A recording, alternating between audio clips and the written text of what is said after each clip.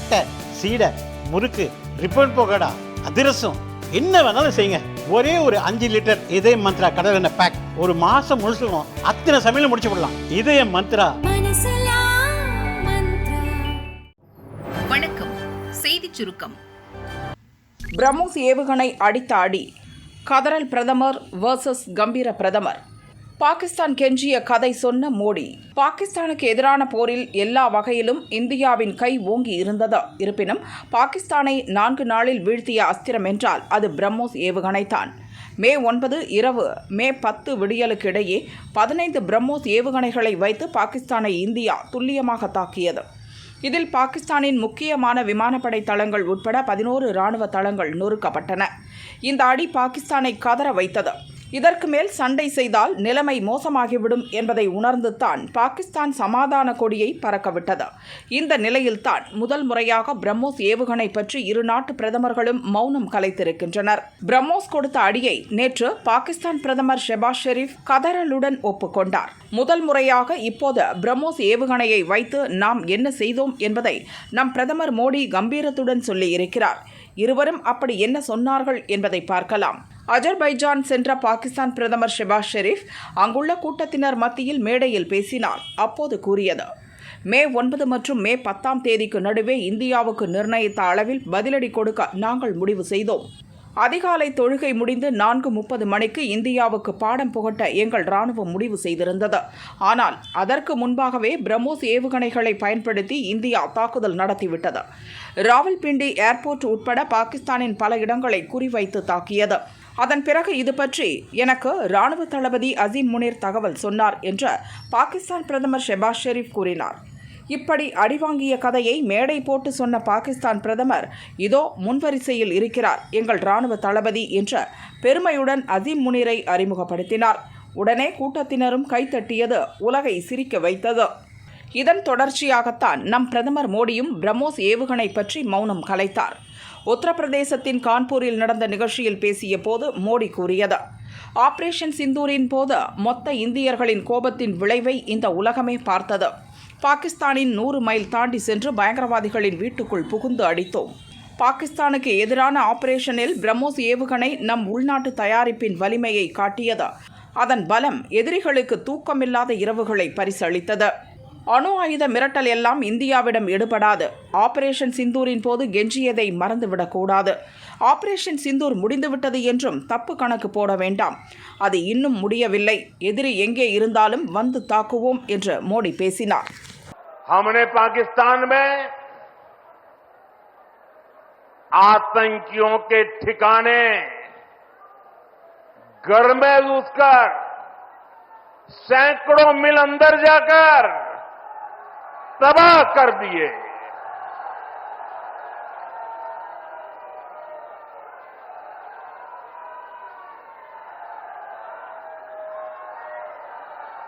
और हमारी सेना ने ऐसा पराक्रम किया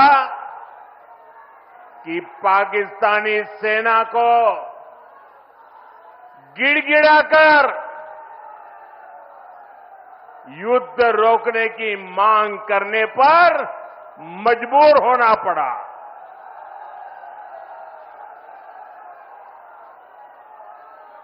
स्वतंत्रता संग्राम की इस धरती से सेना के शौर्य को बार बार सैल्यूट करता हूं. मैं फिर कहना चाहता हूं, ऑपरेशन सिंदूर के दौरान जो दुश्मन गिड़गिड़ा रहा था वो किसी धोखे में न रहे. ऑपरेशन सिंदूर अभी खत्म नहीं हुआ है. காஷ்மீரின் வளர்ச்சி வேகத்தை யாராலும் தடுக்க முடியாது. அமித்ஷா உறுதி. ஆபரேஷன் சிந்தூர் நடவடிக்கைக்கு பின் மத்திய உள்துறை அமைச்சர் அமித்ஷா முதல் முறையாக இன்று ஜம்மு காஷ்மீரின் பூஞ்ச் மாவட்டத்திற்கு சென்றார். பாகிஸ்தான் தாக்குதலில் அதிகம் பாதிக்கப்பட்ட பூஞ்ச் பகுதி மக்களுக்கு அமித்ஷா ஆறுதல் கூறினார். பாகிஸ்தான் தாக்குதலில் கடும் பாதிப்பை சந்தித்த குருத்வாராவில் வழிபாடு செய்த அமித்ஷா அங்கு ஏற்பட்ட சேதங்களை பார்வையிட்டார். சேதம், உயிரிழப்பு குறித்து குருத்வாரா நிர்வாகிகள் அமித்ஷாவிடம் விளக்கினர். தொடர்ந்து பாகிஸ்தான் தாக்குதலில் பாதிக்கப்பட்ட வீடுகளை பார்வையிட்ட அமித்ஷா உயிரிழந்தோரின் உறவினர்களை சந்தித்து பேசினார். பிறகு மத்திய அரசின் சார்பில் மக்களுக்கு உதவிகளை வழங்கினார். தொடர்ந்து அங்குள்ள மக்கள் மத்தியில் உரையாற்றிய அமித்ஷா பாதிக்கப்பட்டவர்களின் குடும்பத்தினருக்கு அரசு பணிக்கான ஆணையை வழங்கினார். தொடர்ந்து BSF வீரர்களை சந்தித்த அமித்ஷா எல்லையில் அவர்கள் ஆற்றும் தன்னலமற்ற பணியை பாராட்டினார். பூஞ்சில் அமித்ஷா பேசியதாவது: எல்லையில் பணியாற்றும் BSF வீரர்கள் தன்னலமற்ற சேவையில் ஈடுபட்டுள்ளனர். நம் மண்ணையும் மக்களையும் காப்பதில் அவர்களின் திறமை, வீரம் ஈடு இணையற்றது. நாம் பயங்கரவாதிகளை அழிக்க ஆபரேஷன் சிந்தூர் நடவடிக்கை மேற்கொண்டோம். பதிலுக்கு பாகிஸ்தான் நம் குடியிருப்பு பகுதிகள், வழிபாட்டு தலங்களில் தாக்குதல் நடத்தியது. நம் மீதான தாக்குதலுக்கு பதிலடியாக பாகிஸ்தானில் உள்ள 118 ராணுவ முகாம்கள் தாக்கி அழிக்கப்பட்டன. முக்கிய விமானப்படை தளங்களும் அழிக்கப்பட்டன. பயங்கரவாதிகளை ஆதரிக்கும் பாகிஸ்தானுக்கு சரியான பதிலடி தரப்பட்டது. பாகிஸ்தான் தாக்குதலில் பாதிக்கப்பட்டோருக்கு அரசின் உதவிகள் உடனுக்குடன் செய்து தரப்படும். வீடுகளை இழந்தோருக்கு உரிய நிவாரணம் கிடைக்கும். பாகிஸ்தான் தாக்குதலில் பலியானோர் குடும்பத்தில் ஒருவருக்கு அரசு பணி வழங்கப்பட்டுள்ளது. எனினும் இது எந்த வகையிலும் ஈடாகாது.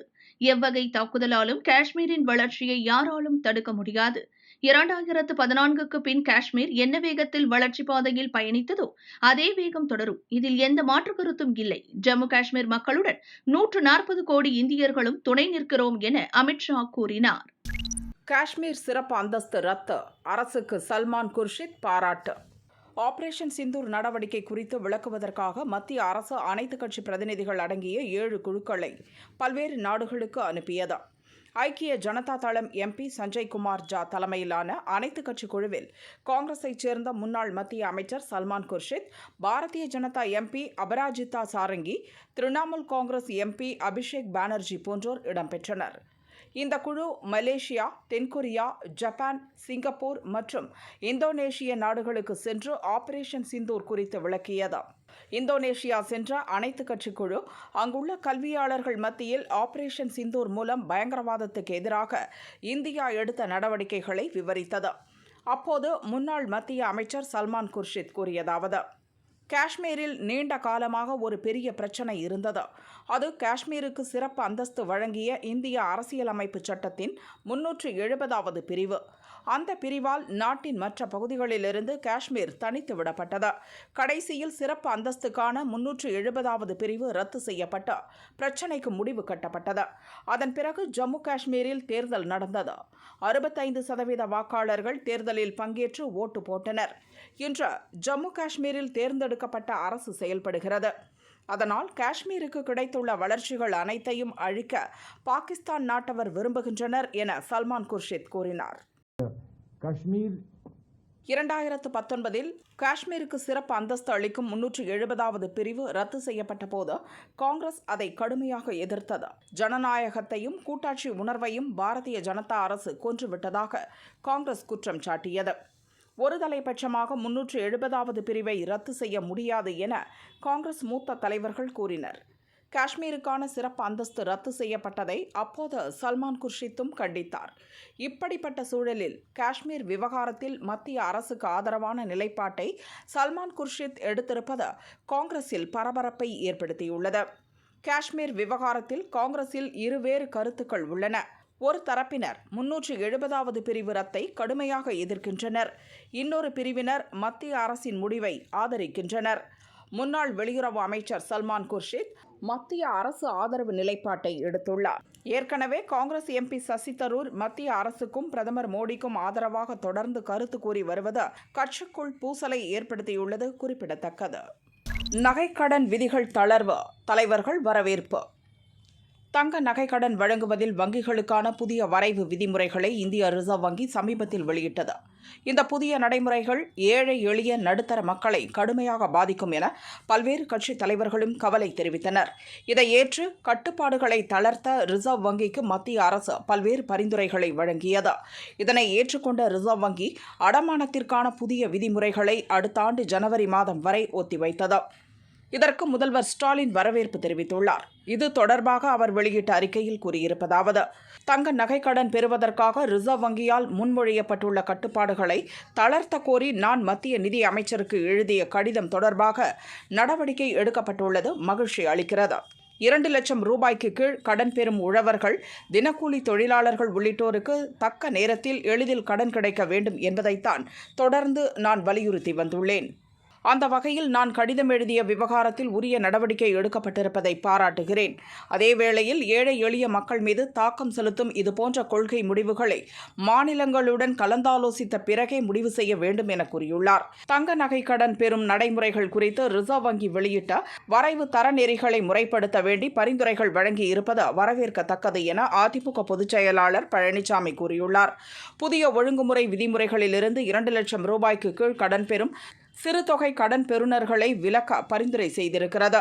இருப்பினும் அனைத்து தங்க நகை கடன்களுக்கும் விலக்கு அளிக்கப்பட வேண்டும். ஏழை மற்றும் நடுத்தர குடும்பங்கள் நம்பிக்கையுடன் பயன்படுத்தும் வழியாக தங்க நகை கடன்கள் இருப்பதால் தங்க நகை கடன்களுக்கான பழைய நடைமுறையையே ரிசர்வ் வங்கி தொடர வேண்டும் என்றும் பழனிசாமி வலியுறுத்தியுள்ளார்.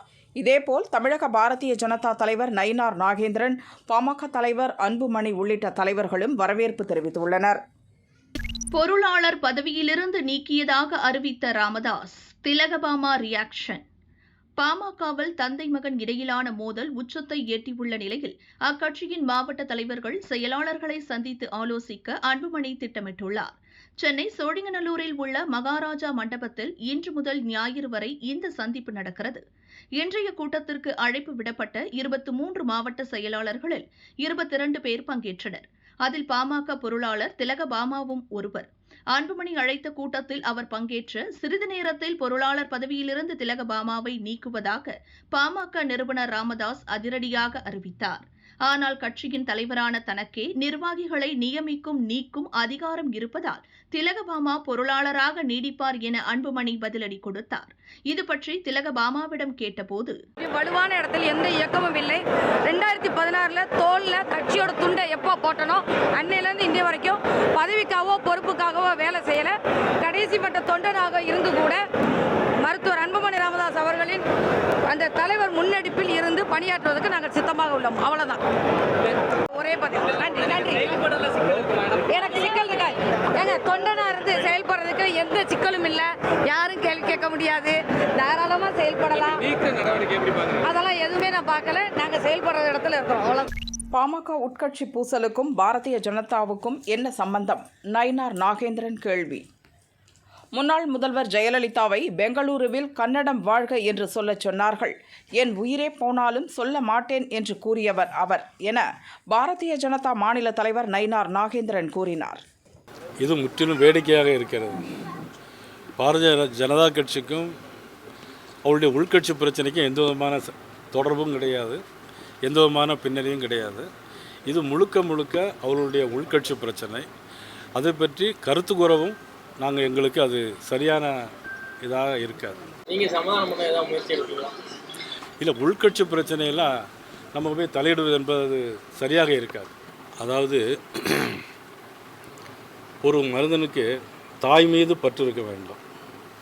ரெண்டாவது, தாய் நாட்டின் மீதும் பற்று இருக்க வேண்டும்.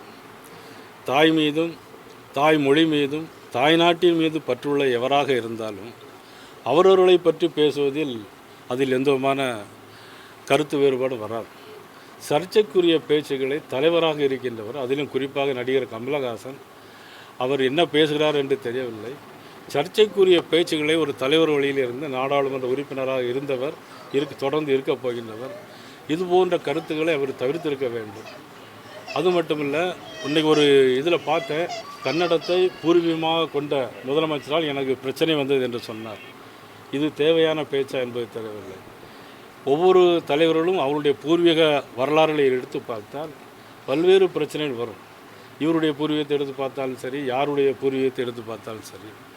இன்னும் சொல்லப்போனால் புரட்சித் தலைவி அம்மா அவர்கள் ஒரு முறை ஒரு படப்பிடிப்புக்காக பெங்களூரு போகும்போது அங்கே உள்ளவங்க எல்லாரும் என்ன பண்ணாங்கன்னா, நீங்கள் தமிழ் ஒழிக, கன்னடம் வாழ்கன்னு சொல்லி சொன்னாங்க. ஆனால் அந்த அம்மா என்ன சொன்னாங்க, நான் உயிர் போனாலும் சொல்ல மாட்டேன்னு சொல்லி தமிழ் மொழியை பெருமையை காத்தவர் புரட்சித் தலைவி அம்மா. ஆனால் தேவையில்லாமல் இந்த நடிகர் கமலஹாசன் அவர்கள் நாடாளுமன்ற பேசியிருப்பது வருந்தத்தக்கது. இனிமேலாவது அவர் அதை திருத்திக் கொள்ள வேண்டும். செய்யாத தவறுக்கு நான் மன்னிப்பு கேட்க மாட்டேன். இதுதான் என் லைஃப் ஸ்டைல். அடுத்த மாதம் நடக்கும் ராஜ்யசபா எம்பி தேர்தலில் திமுக கூட்டணியில் மக்கள் நீதி மய்யம் கட்சி தலைவர் கமல்ஹாசனுக்கு சீட் உறுதி செய்யப்பட்டுள்ளது. தேர்தலில் போட்டியிடும் கமல் இன்று சென்னை அறிவாலயத்தில் முதல்வர் ஸ்டாலினை சந்தித்து வாழ்த்து பெற்றார். முதல்வர் அழைத்ததன் பேரில் ராஜ்யசபாவில் நுழைவதற்கான ஏற்பாடுகளை செய்யும்படி எங்கள் கட்சியிடம் சொல்லியிருக்கிறார். நாங்கள் அதற்கான ஏற்பாடுகளையும் அதற்கு தேவையான தஸ்தாவேஜுகளையும் தயார் செய்து வைக்க வேண்டும் என்பதற்கான அறிவுரையும் முன் அனுபவம் உள்ளவர்கள் எங்களுக்கு சொல்ல வேண்டிய அறிவுரைகளையும் சொன்னார்கள். கேட்டுக்கொண்டு இங்கே வந்திருக்கிறோம். This is a democratic country and I believe in law and justice and I believe always love will triumph. And my love for Karnataka is true. My love for Andhra is true. My love for Kerala is true. So nobody will suspect it except those with an agenda. I've been threatened before. And if I am wrong, I will apologize. If I'm not, I won't. It's my lifestyle. Please don't tamper with it. Thank you. மக்கள் நீதி மையம் துவங்கிய காலகட்டத்தில் குடும்ப அரசியல் தமிழ்நாட்டையே குடி தோண்டி புதைக்கிறாங்க திமுக சொல்லி எதிர்த்து அரசியல் ஆரம்பிச்சீங்க. இன்னைக்கு உடனே வந்திருக்கீங்க. எப்படி உங்களோட பதில் என்ன சார்? நாட்டுக்கு தேவை, அதனால் வந்திருக்கிறோம். ஊட்டியை நடுங்க வைத்த நிலச்சரிவு, பூகம்பம் வந்தது போல் பிளந்த வீடுகள், கண்முன் தெரிந்த வயநாடு, நெஞ்சை உலுக்கும் காட்சி. நீலகிரி மலைப்பகுதியில் கடந்த 25ஆம் தேதி கனமழை ஆரம்பித்தது. 6 நாட்களாக தொடர்ந்து கொட்டி தீர்க்கிறது. அதிகபட்சமாக அவலாஞ்சி ஏரியாவில் 5 நாளில் 1300 மில்லிமீட்டர் மழை பதிவாகி இருக்கிறது. ஊட்டி பகுதியும் கனமழைக்கு தப்பவில்லை. தொடர் மழை காரணமாக பல இடங்களில் மண் சரிவு ஏற்பட்டது. ஊட்டியின் குருத்துக்குழி பசுவக்கல் என்ற இடத்தில் நிலச்சரிவு ஏற்பட்டதில் 5 வீடுகள் சேதமடைந்தன. பூகம்பம் வந்தால் வீடு நிலம் 2ஆக பிளப்பது போல் வீடுகள் துண்டு துண்டாக வெடித்தன.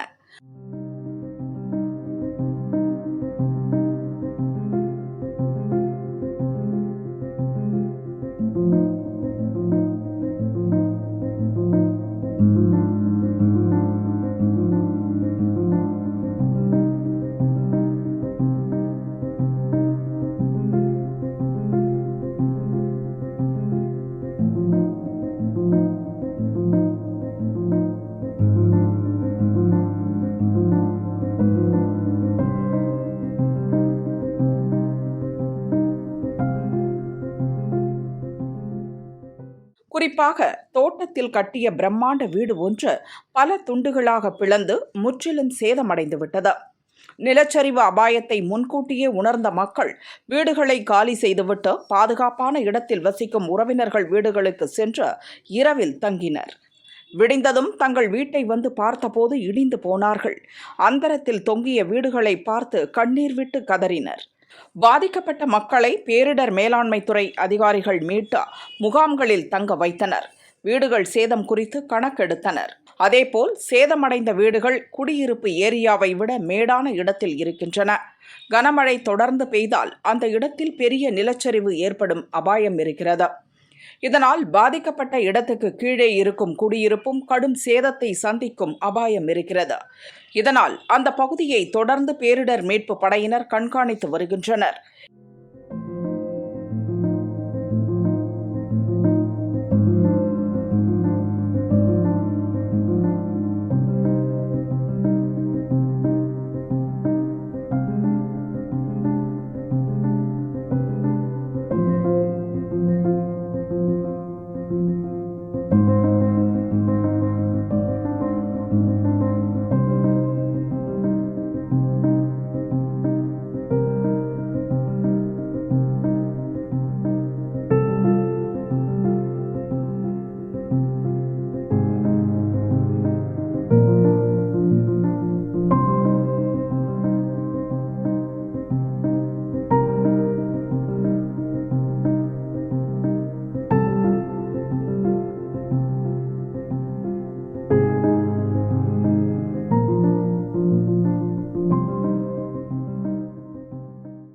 இதே ஊட்டியின் மறுபக்கம் கேரளாவில் இருக்கும் வயநாட்டில் கடந்த ஆண்டு நடந்த நிலச்சரிவை யாராலும் மறக்க முடியாது.